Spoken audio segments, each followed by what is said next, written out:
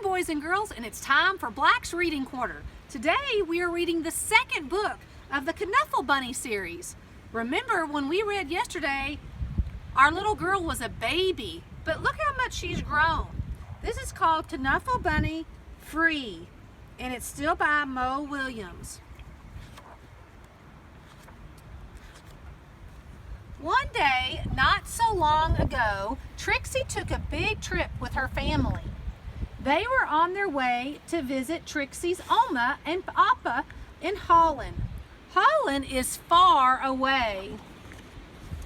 So that meant taking a taxi to the airport, waiting in line, watching Knuffle Bunny go through the big machine.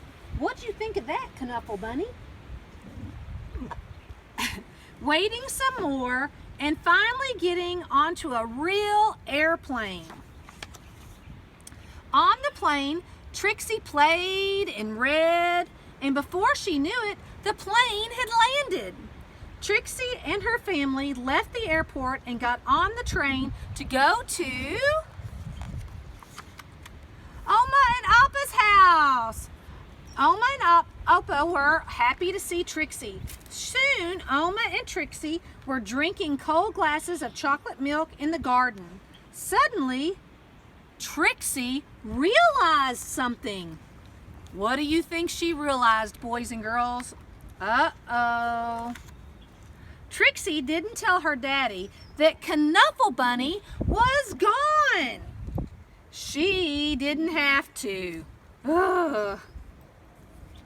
I know, Dee Dee. Trixie's daddy called the airline and asked them to look for Knuffle Bunny on the plane. But the plane had left for China. China is very far away. Trixie's daddy told him when he was a little boy and said goodbye to his special Lammy. Trixie's mommy hugged her and asked her to be brave. Oma gave Trixie another glass of chocolate milk and remarked on how big she was getting. Trixie understood she was getting bigger, even if she wished she wasn't. The next morning, Trixie tried to go to the cafe and the swings and the playground and the carnival that was in town. And while the whole week was filled with fun things like eating French fries on the street, visiting the real windmills, and feeding the ducks, Trixie was still sad. She missed her Knuffle Bunny. Oma and Appa understood. Oma and Appa had a plan. That night, they had a surprise for Trixie. A brand new, top-of-the-line, Funny Bunny Wanny Doll Extreme. It could walk, it could talk, it danced. It talked in Dutch, though, not in English. But it couldn't make Trixie feel better. Trixie was sure that she wouldn't be able to sleep another night in a strange bed without her Knuffle Bunny. But before she knew it, she wasn't dreaming. Before she knew it, she was dreaming. Look how the page opens up, boys and girls. She dreamed of Knuffle Bunny and the places that he would visit. She dreamed of the children that the Knuffle Bunny would meet. She dreamed of how Knuffle Bunny would make them feel better. Do you see all the places Knuffle Bunny went in her dream? The next morning, Trixie felt better. Trixie had a big breakfast, and she played with Oma on the playground swings, and she even tried a sip of Opa's coffee at the cafe. It was a great day. Before she knew it, the trip was over and it was time to go home. Trixie hugged Oma and Appa as hard as she could. Then Trixie and her family got back on the train and back onto the plane and listened to the crying baby as the plane lifted off. See the crying baby in the back there? That happens sometimes on planes. But can you believe it?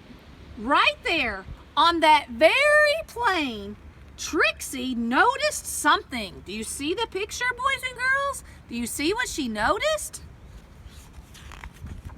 Knuffle Bunny! Trixie was so happy to have company.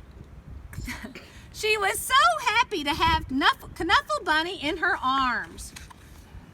Happy enough to make a decision. Trixie turned around and said, "Would your baby like my Knuffle Bunny?" "Really?" says Mom. Asked the baby's mom. "Really?" asked Trixie's dad. "Really?" asked Trixie's mama. "Blah, blah, blah," asked the baby. "Really," said Trixie. She was big enough. The baby was happy. The baby's mother was thankful. Trixie's parents were proud. And the other passengers were very relieved. And that is how, a few weeks later, Trixie received her very first letter. A note to Trixie. "Trixie, I hope to watch you grow up, fall in love, start a family, and be happy. And I hope that one day, many years from now, you will receive a package from an old pen pal. Love, Daddy." That is such a neat story. You know, we've all probably had stuffed animals that we didn't really want to give up. I still have mine. His name's Poundy. Dee Dee, what did you think about that story? Did you like it? We hope you liked it, boys and girls. We'll see you tomorrow.